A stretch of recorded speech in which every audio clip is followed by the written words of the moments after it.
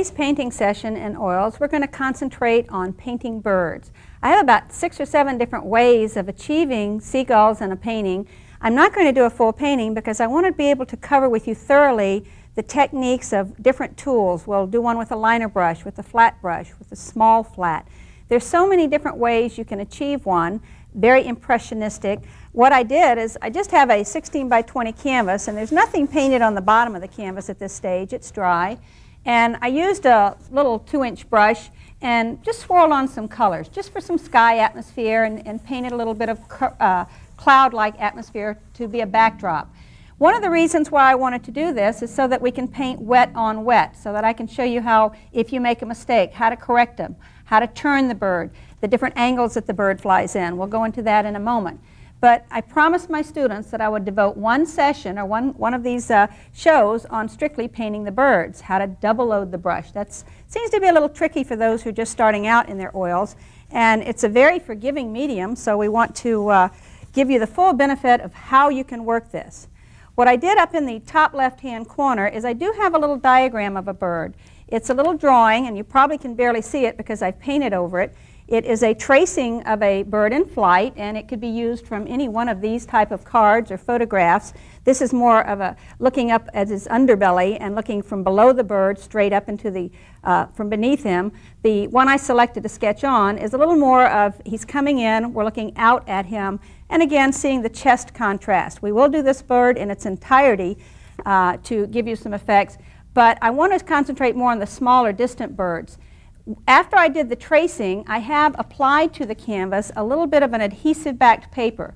If you just take contact shelf paper and you cut out your general shaping, make 2 drawings, one to trace on with graphite and the other one to make a silhouette cutout of your drawing, then you can paste this on top. And when I pull that off, you'll understand that a little better. This protects the canvas underneath the bird, and I just put in some little interesting swirls of colors with a little 2-inch brush. Nothing complicated, and you can do just about anything with these skies. What you want to think about when you are going to put life into your paintings, or seagulls into an ocean, seascape, or anything. I have a lot of reference pictures that some I've taken and some that have come from other pictures and cards that I pick up. This one has a foreground illusion, which you can make it very, very large as a foreground object. He's just up on a post, and that could be added to this painting once we do the bird on it. But I have a photograph that I took of the seagulls in flight, and this again, you have a lot of shadow underneath their wings, but you have to get an idea of the structure. You'll see kind of an M structure. You want to be careful that you don't get too much of a flying McDonald's type of a look, which a lot of people do. They get too little Humpty Humped look on their wings. And there's always the V for victory type of effect, and we'll go into that a little bit more.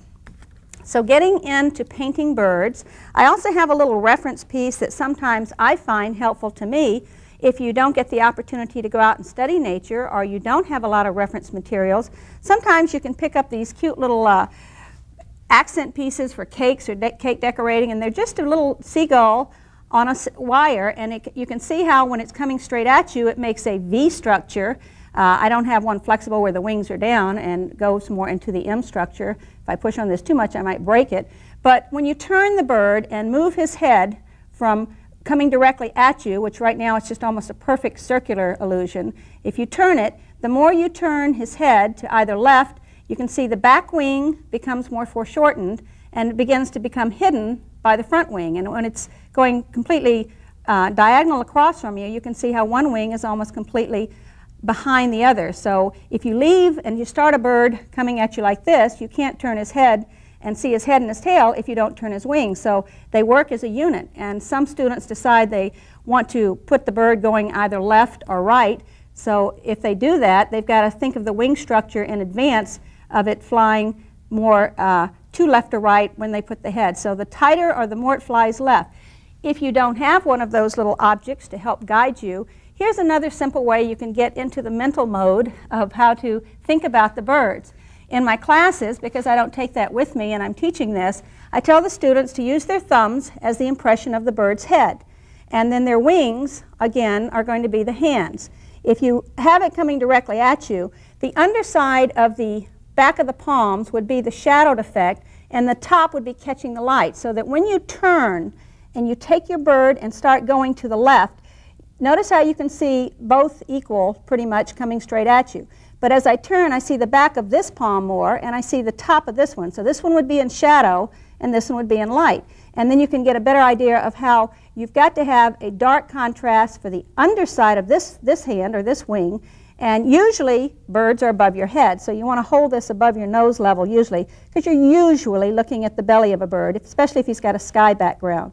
So this is a good way of, if you do not have these little photo references or the pictures, just get an idea of how you can turn your hands and think about it, because the bird would be doing the same type of pivoting. Okay, we're going to start with the remove the art appeal, and I'm looking for my knife here, don't find it. So I guess I'll just use the corner of this little wire, and I'm going to lift off the little adhesive backed piece of paper here and peel it up, if I can get it to peel up. There it comes, and reveal my drawing underneath. Sometimes these contact papers, I put this on a day in advance, and it seems to want to stick. But we'll get that off in a minute. I have to find my knife to get that off. I find the knife is one of the best ways to remove this. There it comes. Usually works better to come from up underneath. There, yeah, just about all. That's a little bit of paint in there. Let's go in and think about the contrasting areas of the bird. The underside of the wings would be more shadowed. Now, if you're afraid of losing your contrast of lights and darks, we're going to get this bird where he's backlit, or actually has lighting kind of back behind him, and we're looking up underneath him. So there's going to be a rim of light up on his head and light on the back of his wings. I'm going to go down to the palette for a minute and just get some white on the brush. And this is just tube titanium white. And we're going to lay in the lights on there. See how his light's kind of silhouetting through his tail almost and up the back wings. So we're going to find our direction of light's going to be coming from behind the bird. This left edge is going to be a little brighter. This little edge right in here. And I'm not looking for detail. I'm just getting a little paint application. Wipe the brush. Go get a little bit more paint. And we're going to find the front structure of this edge here, which would be really rimmed in light, and just a little bit up on his head. Now what I did was, to make this easier, I put a little bit of magic marker on his eye so that if I lose it, it'll probably show through the paint a little bit. So that's just a little wet tinting. We're going to start using a gray tint, and this is not going to be your strongest lights, but we're going to connect into those. For the little feather strokes, I'm going to just kind of come in and do little dashes, just kind of walk up his wing like that, making these little semi-shadowed feather strokes there, and really outlining him so that he begins to stand out. This is more my lighter lights, right on his little tummy. We want a little glow on his tummy, bouncing off whatever bottom surface there is. And then we're going to go to some of the darks. As I start putting in these dark grays, the colors that I use in the classes have a much wider range of color interest, but for the basic block in here, I think you'll be able to find this will work quite well. This is going to be the shadow on his body created by that wing, and it's going to weaken as it goes across.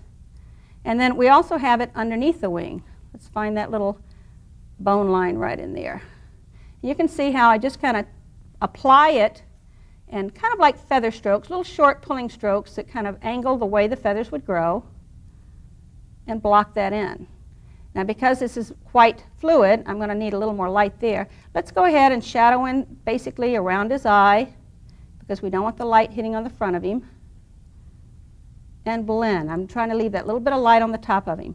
We'll go under his tail, right down there between his legs, and block that in. We have a little darker tint to go over on the far wing, but I'm going to bring a little bit of this lighter gray out. This next coloring is going to be almost a brownish black, and it's going to go up underneath the shadowing of the far wing. Right in here, to get a separation between his head and the back wing, I want to make sure that around his beak. Now, let's think about this. I believe that if we take a liner and put his beak in first, we're less apt to get into the black. So I think I'm going to switch brushes for just a moment down on the palette, take a little yellow ochre, and I'll put the lighter tint on the upper beak. Now we don't want this too light, so I'm going to come in and just rest my hand way down here on the bottom where it's dry yet, put a little tinting on the upper beak, kind of cover up my marker line. Then I'm going to go back down and use a little burnt umber on the tip of the brush and go shadow the lower beak which is very little of that, and then a little dark right where it connects to the face. Kind of a dirty edge. Now this is a small rendering of this, but it'll give you a little idea of how things, I'm even going to go around his eye a little bit, give it a little dark around his eye. Now when I go with this little brush and put the shadow around it, I'm less likely to mix green when I put that ochre in there. Okay, we're going back underneath the far wing. Now remember when I say when your hands are down, you're on the underside and there's no light hitting in here. So it's very dark. You come in real tight with the cameras. I think you can see how I'm going to underline there, get up as close to the beak without going into it. This is just a tiny little detail brush. You can use rounds, and that's going to really almost lose his beak. Find a little bit of an underline of that front edge. And the markings on the tips of their feathers are more under the underside of the wings. They're not so much as on the top. The dark markings are on the underside of the wings. So while I've got this little brush, I'll come back over. And if we come up to a close-up of the photograph, you'll see how much dark there is out on the tips of their wings, and it filters just underneath the feathers, a secondary row of feathers in there. So I'm going to get this dark and go out to the tip, and using a chisel edge with just like a little sliding #1 stroke, I'm going to start pulling in those little feathers that are out there on the ends. And then less, just kind of tapping it. So I've already got my light established so that I shouldn't have to work against that too much. Let's reload the brush and go back in. This is just a little black, or charcoal, just kind of a real dark color. Let's go to the other wing, and of course this is shaped just a little differently. Let's come out here on the tip, and we're still under the bird. And I'm going to darken, just connect with a little bit with that edging there. That gives me a nice shadow over there. We're going to shadow underneath his tail now. We're going into the tail area. And the fun part about this one is once you get the basic components of the bird, you'll find that you can go in and paint just about any bird with this technique. And even on larger canvases, it's kind of interesting. The tail fans out. And I'm trying to leave a little bit of light. I've smudged just a little bit into the sky. So I just use my finger and kind of correct a little bit of the smudges. His feet are just about tucked up behind him, but we're going to go ahead and paint a little bit onto the feet hanging down, and I want them to be kind of lost in shadow. I don't want them to stand out. We're not going to give him little golden slippers. That would make him a little too obvious. Okay, thinking of our light source, the light coming behind him, I want some to hit on his side here, kind of wrap him like a belt. We'll wipe the brush and take some straight white. And again, this is just blocking in. For the larger birds, I use a little detail brush. And let's put the light right up here on his side. And I'm putting it on kind of thickly and applying it. And then I'm just going to kind of let it pull around on his side so that the shadow on his body, and then as it gets underneath his little tummy, it has less light. It's more up on the edge of him. And then I'm going to let these little shadow edges show. This is just a fun, quick drawing. I think we need to put a little dark in his eye. And a little bit more black down over here on the far side. This will push his tail back. The shadow will push back and the light will bring forward. So you can see a little bit of the tail feathers in there. The stroking with the edge of the brush, if you have a good chisel edge, you can almost see little pin feathers or little tiny rows of feathers in there. The more value changes you put, the more color interest you put, the more interesting you can make your bird.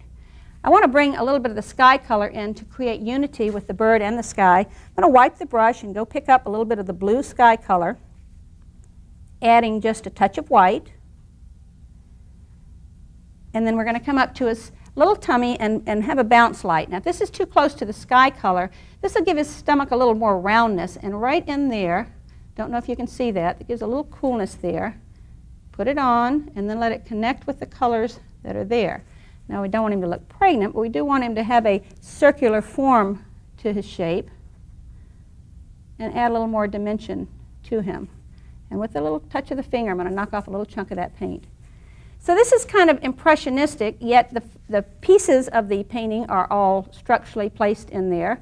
I would use a liner to enhance and put the really spotlight lights on the edges, and if you'll look at a photograph, then that'll help you see where I'm headed. You've got distinctive sunlit edges. I want a little more on his head. You can see a thin line up there at the top, just barely, but there's a little more of a white cap just as it drops over. blend it just a little bit. And again, I use the handle of the brush quite often to kind of connect that color to the already existing color. I kind of like that.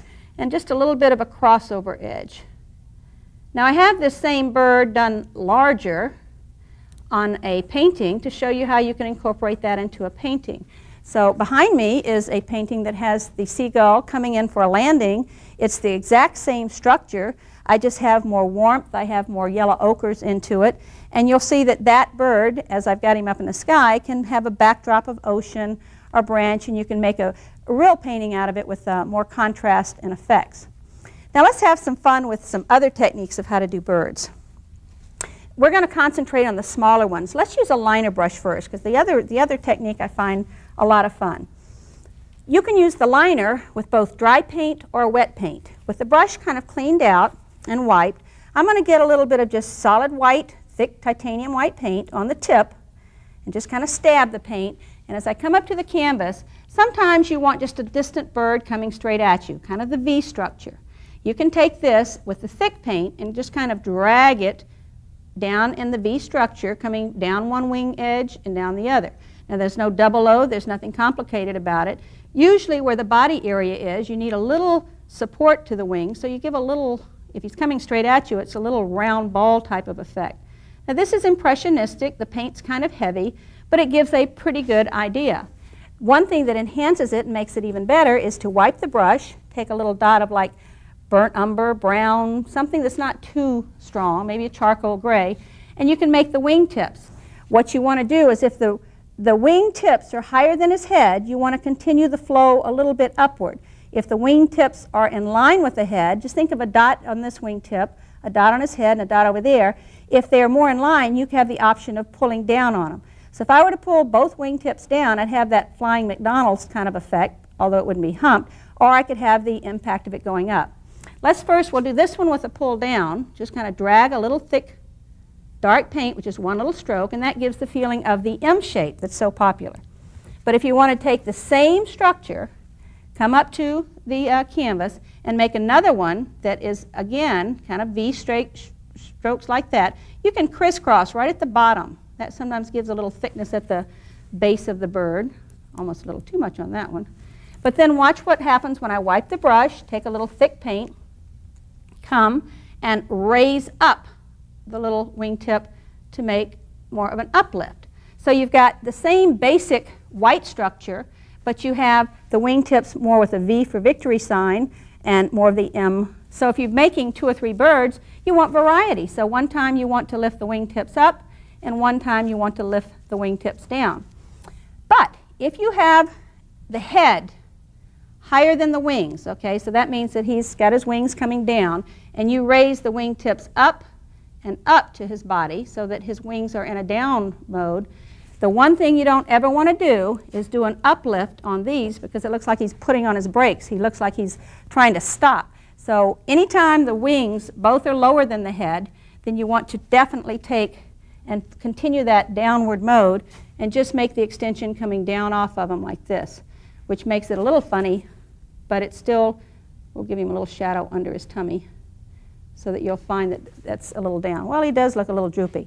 You know what you do with a bird that you're not happy with?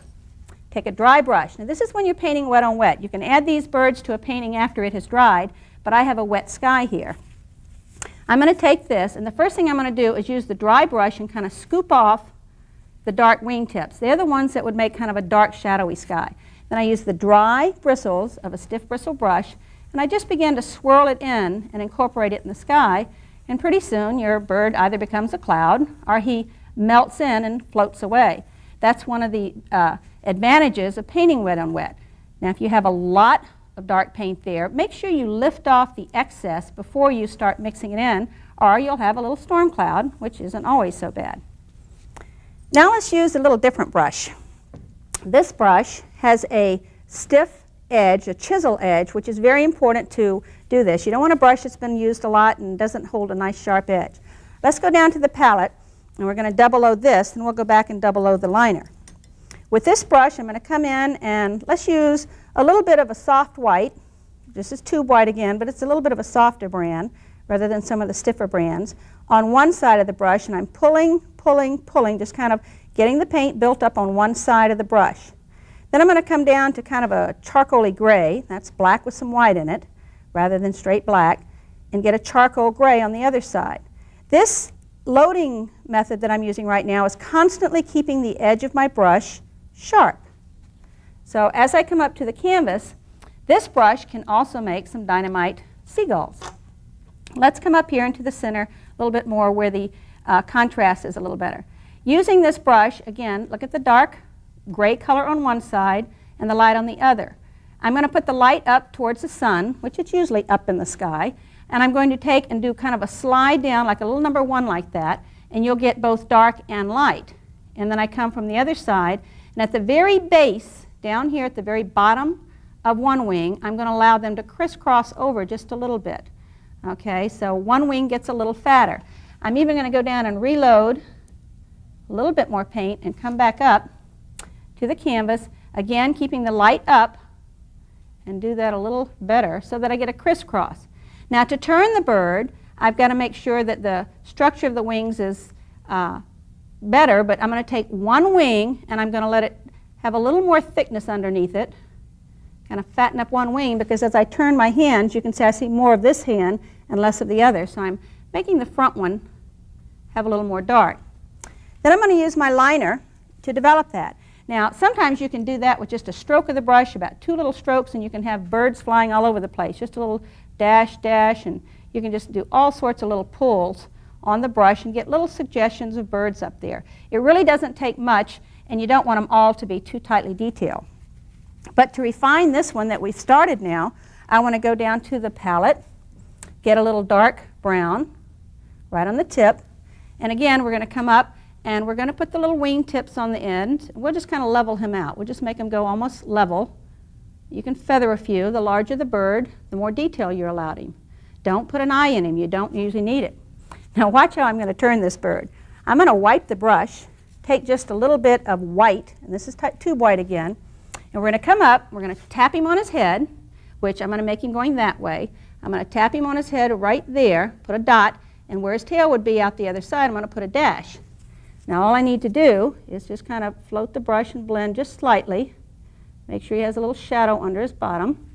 And then you can put a tiny, tiny little number 1 over where you think his beak's going to be. Now you don't know if he's coming or going, except for the fact that the head is a little rounder and less pointy than the tail. But just to find which direction he's going, put a little tiny number 1, like one little flea, right there coming out of his head. And even shadow his chin just a little bit. Maybe a little more shadow under his tail. And that gives a little more depth and dimension. So he's a little more interesting than one coming straight at you. Now I've turned him, allowing you to see more of one side than the other. Just make sure the side that's closest to you is larger and covers up part of the wing farther away. Otherwise, this wing gets pulled out too far in front of him. So there has to be a neck kind of hiding down at the bottom of that wing to give a proper illusion. We have some other details that I want to show you on the birds. Again, we'll go and we'll fix this one just a little bit more. Let's show a little bit of a double load. Let's go down to the palette. I'm going to wet the brush, and this is where students have a lot of trouble. I'm going to make a nice soupy gray with thinner. And I make a nice large puddle and take a little soft white and lighten it right in the middle, like a little donut hole that's lighter. As I twist the brush, I overload it. Then I'm going to come into my soft white and make a little floating stroke in there and get a little white. Now come up to the canvas, and let's see if we can do this with the liner, putting the light up. I'm going to just do a little down and up and see if we can get a couple of little birds up there. This particular just detailing of the seagulls can show you a couple of brushes to experiment with, to do exercises. Get a canvas, put some sky color on it, and just practice with these little double loads. That's a little dark, but he would be a nice shadow. And practice different sizes. Keep smiling and keep painting.